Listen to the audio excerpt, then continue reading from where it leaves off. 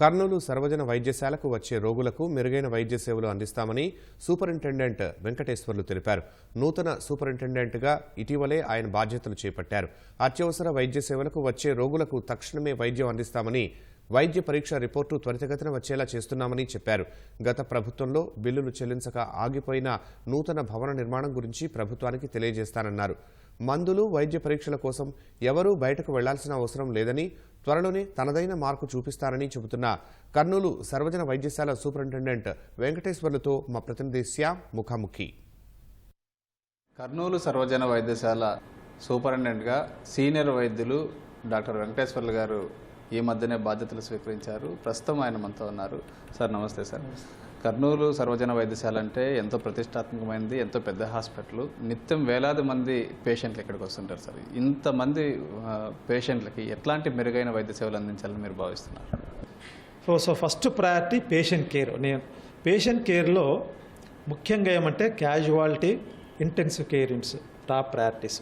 Main ఎందుకు ఈ prioritise చేస్తున్నంటే, బయట ప్రైవేట్ హాస్పిటల్స్లో ఒక రోజుకి ఒక పేషెంట్ ఇంటెన్సివ్ కేర్ యూనిట్లో ఒక వెంటిలేటర్ మీద ఉండాలంటే దాదాపు 20 నుంచి 25 వేలు ఖర్చు అవుతుందండి.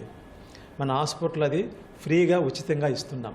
సో పేద ప్రజలు నాకు తెలిసి అంత ఖర్చు పెట్టుకోలేరు. క్యాజువాలిటీకి వచ్చే ప్రతి పేషెంట్ కూడా ఎమర్జెన్సీ ప్రాబ్లంతోనే వస్తారు. సో మనము వాళ్ళకు ఎంత ఇమ్మీడియట్గా ట్రీట్మెంట్ చేసి అంత అటెండ్ అయితే మనం ప్రాణాన్ని కాపాడగలుగుతాము. Next lab and diagnostic service అని మనకి సపరేట్ బ్లాక్ ఉంది. ఆంధ్రప్రదేశ్లో ఎక్కడా లేదు. సో దాంట్లో MRI services, city services, CT scan services, మనకు మంచి టీం ఉంది. యాక్చువల్గా డయాగ్నోస్టిక్ సెంటర్లో మైక్రోబయాలజిస్టులు కానీ, బయోకెమిస్టులు కానీ ఎంత బాగుందంటే, ఈరోజు పేషెంట్ ఓపీకి వస్తే 2 గంటల లోపల బ్లడ్ రిపోర్ట్స్తో సహా ట్రీట్మెంట్ కూడా ఇచ్చేస్తున్నాం. ఒకే రోజులో పని అయిపోతుంది. మళ్ళీ రావటము ఇవన్నీ కూడా జరగట్లేదు ఇంతకు ముందులాగా. తర్వాత నా ఇంకో ప్రయారిటీ ఏమంటే శానిటేషన్, సెక్యూరిటీ. సో కొన్ని శానిటేషన్ సమస్యలు కానీ, ఎలక్ట్రిసిటీ కనెక్షన్స్ ప్రాబ్లమ్స్ కానీ, అనవసరపు ట్రాఫిక్ ఎట్లా కట్టడి చేయాలనేది నేను దాని మీద తీవ్రంగా ఆలోచించి ఒక నెలలో నేను అది చేద్దామని డిసైడ్ చేసి ఆ శాయశక్తుల ఈ హాస్పిటల్కి మంచి పేరు తెచ్చుకోవడానికి నేను కృషి చేస్తాను. సార్, ఇందాక మీరు చెప్పారు పేషెంట్ కేర్ అని. పేషెంట్లు మొదట ఆసుపత్రికి వచ్చినప్పుడు ఓపీ తీసుకోవాల్సి ఉంటుంది. ఓపీ దగ్గరే చాలా లేట్ అవుతుంది, గంటలు వెయిట్ చేయాల్సి వస్తుంది. ఎందుకంటే ఇప్పుడు మాకు ఈ హాస్పిటల్ ఒక కాన్సెప్ట్ వచ్చిందండి. అది ఆయుష్మాన్ భారత్ అని సెంట్రల్ గవర్నమెంట్, అది ఎంత మంచి ప్రోగ్రామ్ అంటే, ఎందుకు లేట్ అవుతుందంటే, ఇంతకుముందు పేషెంట్ వస్తేనే ఓపీ టికెట్ ఇచ్చేవాళ్ళు, పోయేవాళ్ళు. ఇప్పుడు ఏం చేయాలంటే, ప్రతి పేషెంటు ఆధార్ కార్డుతో ఒక యునిక్ ఐడి క్రియేట్ చేస్తున్నాం. సో అది ఆ ప్రాసెసింగ్ కొంచెం టైం పడుతుంది, ఒక 15 మినిట్స్ డిలే అవుతుంది. ఇప్పుడు ఐడి గాన పేషెంట్ రిజిస్టర్ అయితే, సపోజ్ ఈరోజు కర్నూలులో ఉన్నాడండి, రేపు ఎక్కడో బెంగళూరుకో కలకత్తాకో పోతాడు. అక్కడ హెల్త్ ప్రాబ్లం వస్తే ఆ పేషెంట్ ఆ ఐడి పేరు చెప్తే, ఆ ఐడి నంబర్ కొట్టంగానే ఆ పేషెంట్ తాలూకా ట్రీట్మెంట్ హిస్టరీ మొత్తం తెలుస్తుంది. దానివల్ల కొంత డిలే అవుతుంది. అయినా కూడా నేను దాదాపు ఒక 25 మంది 30 మందిని డిలే కాకుండా నర్సింగ్ స్టూడెంట్స్ని, తర్వాత మ్యాన్ పవర్ని పెట్టి ఎంత తొందరగా వీలైతే మీకు 12:30 లోపల అయిపోతుందండి. మన హాస్పిటల్లో బిల్డింగ్స్ పాతవని చెప్పి అవి తొలగించి దాని స్థానంలో కొత్తవి కడుతున్నారు. అవి నిర్మాణాలు ఆగిపోయినాయి. దీనివల్ల పేషెంట్లకు ఇబ్బంది అవుతుంది కదా. ఈ నిర్మాణాలు ఎప్పటిలోకి పూర్తాయి? అది నేను యాక్చువల్గా ఈ పక్కనే ఉందండి, దాదాపు 658 బెడ్స్ది.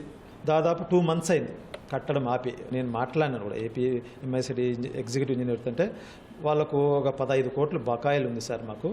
అది రిలీజ్ అయితే మేము స్టార్ట్ చేస్తామని అనుకున్నారు. వాళ్ళు ట్రై చేస్తున్నారు. కలెక్టర్ గారితో కూడా, మినిస్టర్ గారితో కూడా ఈ పాయింట్ రైజ్ చేసిన. మినిస్టర్ గారు నేను పుష్ చేస్తాను డాక్టర్ గారు అని చెప్పినారు. సార్, ప్రధానంగా ఇక్కడికి వచ్చిన పేషెంట్లకి ఈ టెస్టులు కొన్ని బయటికి రాస్తున్నారు అనేది ఒకటి ఆరోపణ ఉంది. రెండోది, మందులు కూడా చాలా వరకు లేవు, బయటకు వెళ్ళి తెచ్చుకోవాల్సి వస్తుంది, చాలా మందులు ఇక్కడ దొరకట్లేదు అనేది ఉంది. అది ఎంతవరకు కరెక్ట్? ఇదైతే అసత్యం అండి. నేను వచ్చిన తర్వాత కొన్ని కాస్ట్లీ యాంటీబయాటిక్స్ పెడితే లేకపోతే ఇమ్మీడియట్గా ఇండెంట్ పెట్టేసి సప్లై చేయించేశాను. డ్రగ్స్ సమస్య కూడా, మనకు డ్రగ్స్, సర్జికల్స్, కన్జ్యూమర్ సమస్య కూడా త్వరలో తీరిపోతుంది. ఎందుకంటే టెండర్స్ అయిపోయినాయి. ఆల్రెడీ గవర్నమెంట్ నుంచి టెండర్ ప్రాసెస్ ఇనిషియేట్ చేస్తున్నాము. మనకు అన్ని రకాల మందులు కానీ, సర్జికల్స్ కానీ, కన్జ్యూమబుల్స్ కానీ దాదాపు పేషెంట్ కొనుక్కోకుండా మేము అరేంజ్ చేయబోతున్నాం త్వరలో. సార్ కొన్ని వార్డుల్లో కానీ కొన్ని ఐసీయూలో కానీ, ఉదాహరణకి చిల్డ్రన్స్ ఐసీయూలో కానీ ఒక ఫ్యాన్లు పనిచేయడం లేదు, ఏసీలు పనిచేయడం లేదు అనేది ఉంది. ఇది ఎంతవరకు? అది కొంతవరకు నిజము. మనకు ఏమంటే ఏసీ టెక్నీషియన్ పోస్ట్ లేదు ఇక్కడ. అందుకనే ఎవరినన్నా ఒకరిని ప్రైవేట్గా పెట్టేసి మాకు సమ్మర్లో ఎక్కువ సమస్యలు వస్తాయి. దాదాపు లేని చోట నేను పర్చేస్ చేయించేసి కూడా ఫిక్స్ చేయిస్తున్నాను. అందరికీ క్లినిక్లు ఉన్నాయి, అందరికీ ఆసుపత్రులు ఉన్నాయి, అందరూ మధ్యాహ్నం తర్వాత ఎవరు ఉండట్లేదు అనేది బాగా ఆరోపణ ఉంది. దీన్ని ఎట్లా మీరు డీల్ చేస్తారు? మీరు చెప్పినట్టు క్లినిక్స్ ఉన్నాయి. మాకు వర్కింగ్ అవర్స్ ఏమంటే 9 to 4. బయట హాస్పిటల్ టైమింగ్స్లో ప్రాక్టీస్ చేస్తున్న మాత్రం నాకు తెలిసి అయితే ఎవరు లేరు. ఇంతకుముందు సంగతి నాకు తెలియదు, ఇప్పుడైతే ఎవరు లేరు. సార్ ఏమన్నా వైద్యుల కొరత కానీ సిబ్బంది కొరత కానీ ఏమన్నా మీరు? మనకు మెయిన్ క్లాస్ 4 ఎంప్లాయీస్ కొరత బాగుంది. అది రిప్రజెంట్ ఇచ్చినాము. నాకు తెలిసి వాళ్ళు దాన్ని సీరియస్గా తీసుకొని చేస్తున్నట్టు సమాచారం ఉంది నాకు. ధన్యవాదాలు సార్. ఇది సూపరింటెండెంట్ డాక్టర్ వెంకటేశ్వర్లు గారు చెప్తుంది. కెమెరామెన్ శేషుతో శ్యామ్ న్యూస్ కర్నూలు.